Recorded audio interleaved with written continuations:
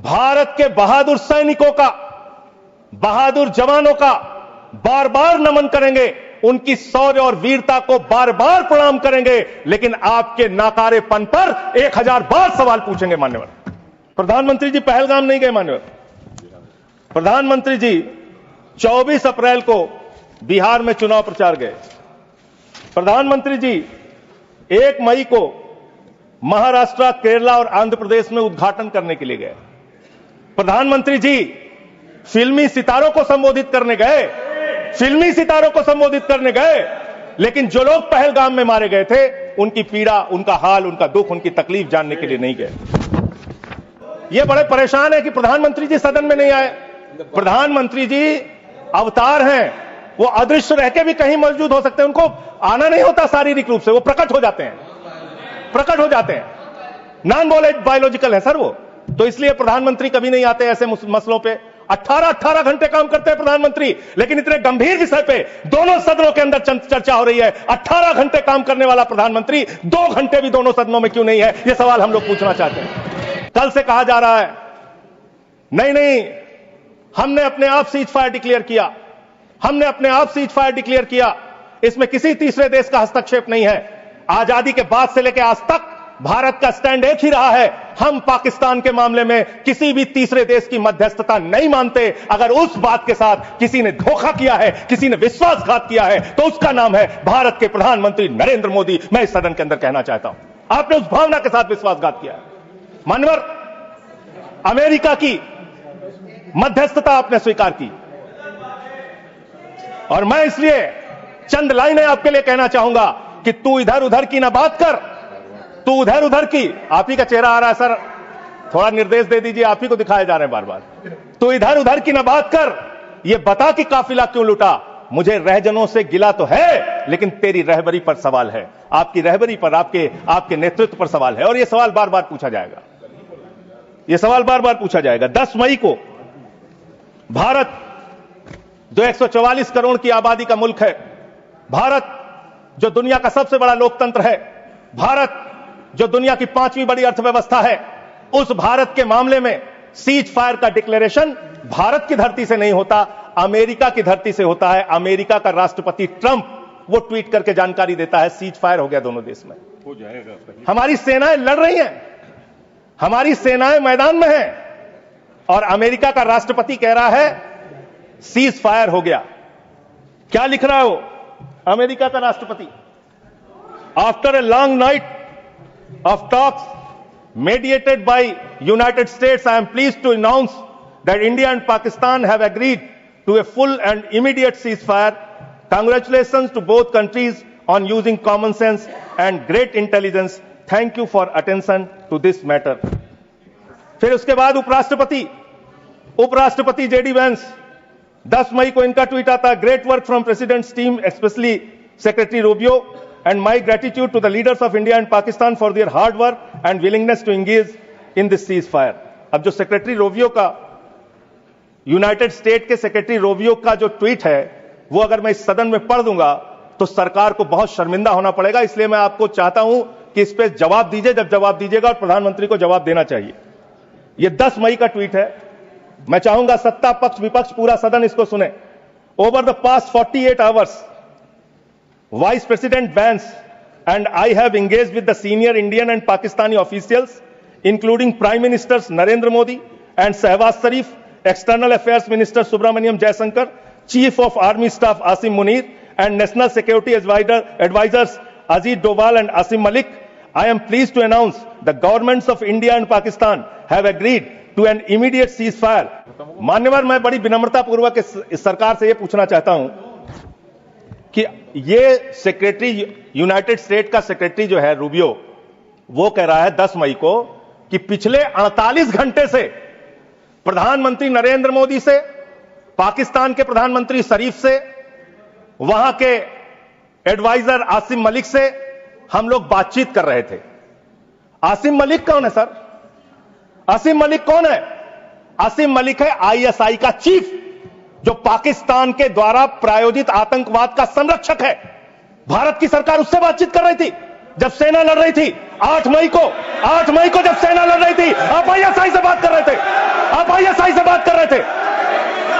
मुनीर और आसिम मलिक दोनों से आप बात कर रहे थे। आप बात कर रहे थे आईएसआई से। हमारी सेना लड़ रही थी, आप आईएसआई से बात कर रहे थे। एक मिनट, आप शरीफ से बात कर रहे थे। क्या पॉइंट ऑफ पाकिस्तान से बात कर रहे थे। एक point of order, I am not 10 मई को यह सीज फायर की डिक्लेरेशन होती है। 5 जून को कृपया बैठ कर लीजिए यार सर। कृपया बैठ। 5 जून को पाकिस्तान को संयुक्त राष्ट्र संघ की एंटी टेररिस्ट कमेटी जो है उसका वाइस प्रेसिडेंट बनाया जाता है।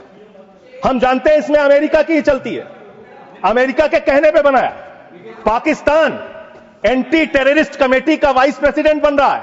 वो पाकिस्तान जिसने 10 साल तक ओसामा बिन लादेन को अपने घर में छिपा के रखा, वो पाकिस्तान जहां मसूद अजहर है, वो पाकिस्तान जहां हाफिज सईद है, वो पाकिस्तान जिसने ताज पे हमला किया मुंबई में, वो पाकिस्तान जिसने संसद पे हमला किया, वो पाकिस्तान जिसने अक्षरधाम किया, वो पाकिस्तान जिसने उड़ी किया, वो पाकिस्तान जिसने पुलवामा किया, वो पाकिस्तान जिसने लाल किले पे हमला किया, वो पाकिस्तान जो हिंदुस्तान में आतंकवाद फैलाता है, पहलगाम की घटना को अंजाम देता है। आप कह रहे हैं वो पाकिस्तान आपसे गिड़गिड़ाया, आप मान गए। अरे मान्यवर, वो हमारी बहनें भी तो गिड़गिड़ा रही थी, वो आतंकवादी तो नहीं माने, आप कैसे मान गए?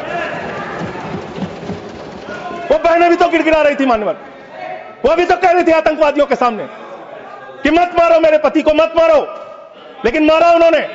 आप कह रहे हैं पाकिस्तान का डीजीएमओ बात कर गया, पाकिस्तान के डीजीएमओ ने कह दिया कि अब हम आगे कोई घटना नहीं करेंगे। आप मान गए उनकी बात? जिन्होंने संसद पे हमला किया, जिन्होंने लाल किले पे हमला किया, जिन्होंने मुंबई के ताज पे हमला किया, जिन्होंने अक्षरधाम पे हमला किया, जिन्होंने पहलगाम किया, जिन्होंने उड़ी किया, आप उनकी बात मान गए? पुलवामा किया, और पुलवामा मान्यवर, आप सेना के सम्मान की बात करते हैं मान्यवर। 19 जून को अमेरिका ट्रंप के लिए प्रचार करने मैं नहीं गया था मान्यवर। ट्रंप के लिए प्रचार करने महामानव गए थे, मैं नहीं गया था। अब की बार ट्रंप सरकार उन्होंने नारा दिया था मान्यवर। और ये 19 जून को क्या किया? उस ट्रंप ने 19 जून को क्या किया?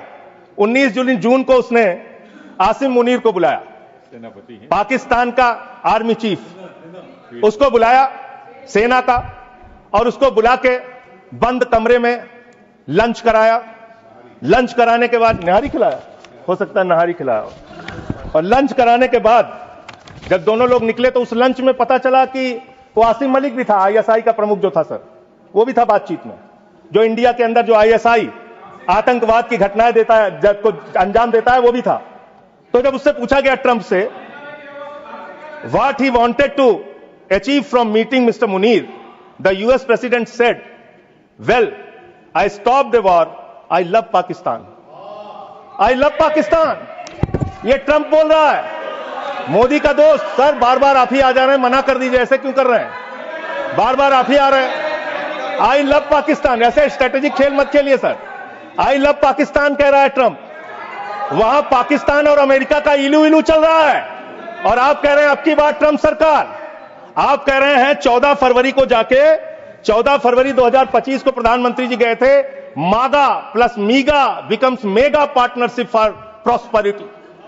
आप कह रहे हैं मोदी जी 14 फरवरी को गए थे। 14 फरवरी 2025 को जब आप गए थे तो 7 फरवरी को वही अमेरिका हमारे भारतीयों को बेड़ी में बांध के अमृतसर में उतारा था सर। आप यहां उतरे और आपने आपत्ति नहीं की। आप कह रहे हैं मेगा मीगा मागा, वहां कर रहे हैं मेगा मीगा मागा, मेगा मीगा मागा, और वो अमेरिका आपके साथ ऐसे विश्वासघात कर रहा है।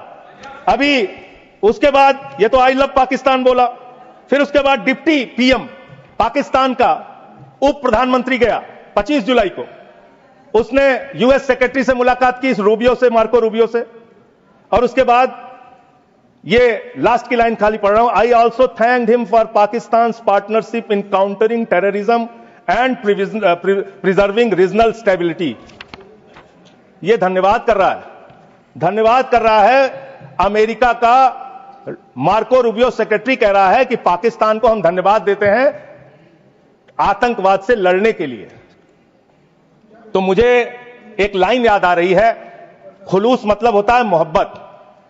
प्रधानमंत्री जी के लिए और अमेरिका के राष्ट्रपति के लिए एक लाइन में पढ़ना चाहूंगा। प्रधानमंत्री तो फिदा है उनके ऊपर, ट्रंप के ऊपर, तो प्रधानमंत्री की ओर से ट्रंप के लिए लाइन है कि तेरे खुलूस ने रखा मुझे अंधेरे में, तेरे खुलूस ने रखा मुझे अंधेरे में, तेरा फरेब मुझे रोशनी में ले आया, तेरा फरेब मुझे रोशनी में ले आया। ये फरेब पे फरेब, फरेब पे फरेब, धोखे पे धोखा, ये लगातार हो रहा है।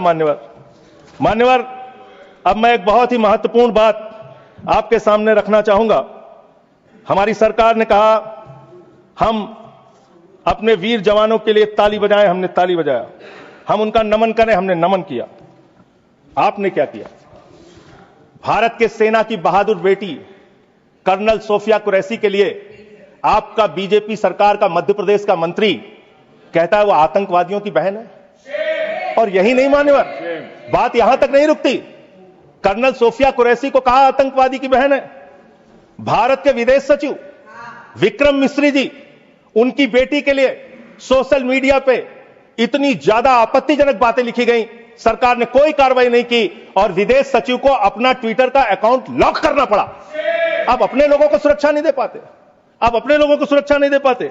और इतना ही नहीं मान्यवर, जो हिमांशु नरवाल जी की विधवा थी, बेवा पत्नी, उसने सिर्फ इतना कहा कि आतंकवाद को आतंकवाद के तरीके से निपटिए, लेकिन देश में अमन और शांति रखिए, कोई आपस में इसको लेकर सांप्रदायिक दंगे फसाद लड़ाई झगड़े ना हो। इसमें कौन सी गलत बात कह दी? आप तो खाली ताक में रहते हैं हर मौके का फायदा उठाने के लिए। पहलगाम की घटना हुई मान्यवर, हम लोग श्रद्धांजलि अर्पित कर रहे थे और भारतीय जनता पार्टी के ट्विटर हैंडल से मैं पूरी जिम्मेदारी से कह रहा हूं, अगर मैं गलत कह रहा हूं तो राष्ट्रीय अध्यक्ष जी यहां बैठे हैं, बीजेपी के मना कर देंगे। उन्होंने क्या पहला ट्वीट क्या आया? धर्म पूछा जाति नहीं, धर्म पूछा जाति नहीं। और जो कथावाचक मारे जा रहे हैं हमारे उत्तर प्रदेश में, वहां तो जाति पूछ के मार रहे हैं, जाति पूछ के मार रहे हैं, मंदिरों में घुसने नहीं दे रहे हैं, जाति पूछ के मार रहे हैं। ये भी तो हो रहा है इस देश के अंदर। इसलिए आप विषय पर बोलिए। माननीय सर, बोल रहा हूं सर, नहीं विषय नहीं, ये विषय नहीं है ना, ये विषय है सर, ये विषय नहीं है। हाँ, आप विषय पर बोलिए। सर विषय यही है नरवाल। और आप एक बात मैं कह सकता हूं सर, विदेश सचिव का नाम नहीं लिखे, मंत्रालय का नाम लिखे। ये काहे के लिए? ये है सर, हम ऑफिसर्स। अच्छा चलिए ठीक, जो आपको ठीक लगे सर, जैसे आपने ऑफिसर्स का नाम नहीं ले सकते। नो, चलिए सर, नो सर वैसे मैं एक बात कह सकता हूं और सरकार को इसको ध्यान देना चाहिए सर। मैं बड़ी गंभीरता से इस बात को कह रहा हूं। आप गोदी मीडिया से अपनी चाटुकारिता दिन रात करवाना चाहते हैं, करवाइए, कोई हमें दिक्कत नहीं है, वो लोग करेंगे ही। लेकिन जब युद्ध का समय है, लड़ाई का वक्त है, इतने गंभीर समय में है, ऐसे समय में आप ऐसे समय में झूठी खबरें वहां पे चलवा रहे हैं, झूठी खबरें चलवा रहे हैं। लाहौर में घुस गए, इस्लामाबाद में घुस गए, यहां कराची में कब्जा हो गया, रावलपिंडी में कब्जा हो गया। अरे भाई, ऐसे वक्त में हमारी सेनाएं लड़ रही होती हैं, उनको सही जानकारी सारी चीजों की होती है, परिस्थितियों का। आप उनके जीवन को संकट में डाल रहे हैं। कौन कहां लड़ रहा है, किस पोजीशन पे है, आप दुनिया भर की जो भी मन हो रहा खबरें चलाए जा रहे हैं मीडिया पे, तो इस पर भी रोक लगनी चाहिए। तीसरी बात, यहां पे चाइना की भी बात हुई। चाइना ने पूरी तरीके से पाकिस्तान का साथ दिया, पूरी तरीके से मिसाइल दिया, लड़ाई में हर तरीके से उनका साथ दिया, हर तरीके से पाकिस्तान का साथ देने का काम चीन ने किया, हर तरीके से पाकिस्तान का साथ देने का काम अमेरिका ने किया। और आप क्या कर रहे हैं चीन के साथ? मैंने कल देखा, मैंने सोचा मान्यवर कि चलिए इसी को देखते हैं। गलवान घाटी में जब हमारे जवान शहीद हुए, उसके बाद हमने चीन से अपने कैसे रिश्ते किए, आपने क्या किया, यह पूरे देश को जानना चाहिए और खास तौर से आपके समर्थकों को। 2020 के घटना के बाद गलवान घाटी में जब हमारे जवान शहीद हुए, उसके बाद आपने 4,83,033 करोड़ रुपए का आयात चीन से किया। 2021-22 में आपने 7,10,148 करोड़ रुपए का व्यापार चीन से किया, आयात चीन से किया। 2022-23 में 8,03,533 करोड़ का आयात चीन से किया। 2023-24 में 8,38,442 करोड़ रुपए का आयात चीन से किया। 2024-25 में 9,41,718 करोड़ रुपए का आयात चीन से किया। आप चीन को लाखों करोड़, 37 लाख करोड़ रुपए, पिछले 5 सालों में आपने 37 लाख करोड़ रुपए का सामान चीन से भारत में आयात किया। आप चीन को रुपया पे रुपया, लाखों करोड़ कमा रहे हैं। माननीय सदस्य, आप हर एक चीज में रोकेंगे सर, इसमें मैं तो ये आंकड़ा बिल्कुल ये रिलेवेंट नहीं है। आप ये रिलेवेंट है, मैं बता रहा हूं सर, मैं बता रहा हूं सर, इसको लीजिए आप सर। ये एम्बेसी ऑफ इंडिया बीजिंग, ये एम्बेसी ऑफ इंडिया भारत की एम्बेसी का ये डाटा है और वेबसाइट पे आप जा सकते हैं, चेक करा सकते हैं। ये वहां से मिला डाटा। ये 37 लाख करोड़ रुपए का आपने उनको व्यापार दिया, उनसे वहां से सामान आयात कर रहे हैं। आप चीन को लाखों करोड़ रुपए का व्यापार दे रहे हैं और चीन पाकिस्तान को मिसाइल दे रहा है। ये आपका समझौता है, ये आपका समझौता है। आप उस चीन के राष्ट्रपति को झूला झुलाते हैं और ये हमारे साथ चीन कर रहा है, ये हमारे साथ चीन कर रहा है। ये इस देश को जानना जरूरी है। पाकिस्तान को कर्जा मिलता है आईएमएफ से, वर्ल्ड बैंक से, और यह कर्जा मिलता है लगभग 3 लाख करोड़ रुपए का कर्जा उनका सैंक्शन हो चुका है, मिल जाएगा। और काफी विरोध भी किया सरकार ने, लेकिन माने नहीं वो लोग, माने नहीं। लड़ाई के समय में उनका कर्जा सैंक्शन हो रहा है और वो पैसा कहां लगेगा? आतंकवाद को बढ़ावा देने में, आतंकवाद को फैलाने में। एनआईए ने सुप्रीम कोर्ट में कहा अडानी के पोर्ट से 21,000 करोड़ रुपए की ड्रग्स पकड़ी गई है जो आतंकवाद में लगती है। यह है सर, यह सारा पेपर मैं आपको दे रहा हूं। इस देश के अंदर पाकिस्तान से, अफगानिस्तान से हजारों करोड़ का ड्रग्स आएगा और इसी देश में आतंकवाद फैलाया जाएगा, अडानी के पोर्ट पर पकड़ा जाएगा। अडानी कौन है? भारत के प्रधानमंत्री का सबसे करीबी व्यक्ति है। यह सवाल देश पूछना चाहता है, आप क्या करा रहे हैं देश के अंदर? इन ड्रग्स वाले मामले में जो पकड़े गए हैं, इस पर क्या कार्रवाई हुई है, जानना चाहता है देश। समाप्त हुआ माननीय सदस्य। मान्यवर, अभी बहुत समय है सर, 35 मिनट समय है। 35 मान्यवर, 35 मिनट समय। मान्यवर, मैं अंत में एक ही बात कहना चाहता हूं। आपने कहा कि इस मामले में राजनीति नहीं होनी चाहिए। राजनीति करता कौन है? हर मामले में आप राजनीति करते हैं, हर मामले में आप राजनीति करते हैं, हर हमेशा विपक्ष को ब्लेम करते हैं, विपक्ष को देशद्रोही कहते हैं, विपक्ष को गद्दार कहते हैं। आप पूरी दुनिया में घूमते हैं, एक देश आपके समर्थन में नहीं आता, एक भी देश आपके पक्ष में खड़ा नहीं होता, लेकिन जब आपको जरूरत होती है आप कहते हैं विपक्ष के लोगों पूरी दुनिया में जाओ और भारत के पक्ष में बोल के आओ। गए विपक्ष के लोग, हमारी भी पार्टी के 2 सांसद गए और हम सरकार का पक्ष दुनिया में रख कर आए। जब भी देश पे संकट होगा हम आपके साथ खड़े हैं, लेकिन लोगों को बांटने का काम, अपमानित करने का काम और रोज रोज इस तरीके से गद्दार कहने का काम बंद कीजिए। बहुत बहुत धन्यवाद। धन्यवाद।